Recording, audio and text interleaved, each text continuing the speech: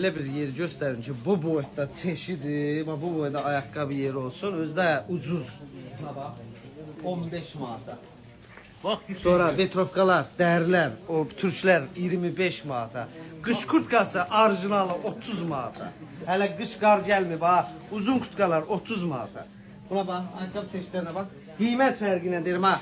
Ayaqqabı ola bilər hamıda olsun, problem yoxdur. Amma 15 manata da yoxdur. Buna bax. Bunları şəhər uşaqları 45-50 manat alırlar da. 15 manat. Birdən deyək ki, yox, mən aldığım orijinaldır.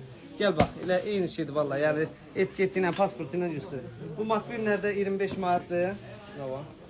Bunlar işte qiymətlər ömür boyu dərdir. Buralar 15 manatdır. bax qiymətlər üstündə. O qalın sport dəstlərdən də varımdır. Kapşon 15 manatdan, 13 manatdan başlayır. Daha nə bilim 9 manatdan hər şey var. Şalvarlarımız da bol. Qiymət fərqi, xahiş edirəm.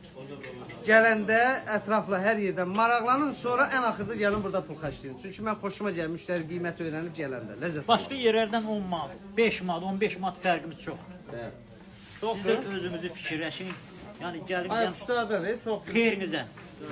Qiymət fərqi bir 10 manat, 15 manat cəmaatdan fərq edir. Yəni bizdə mallar eyni mallar sadəcə ucuzdur. Ucuz qoymuşuq.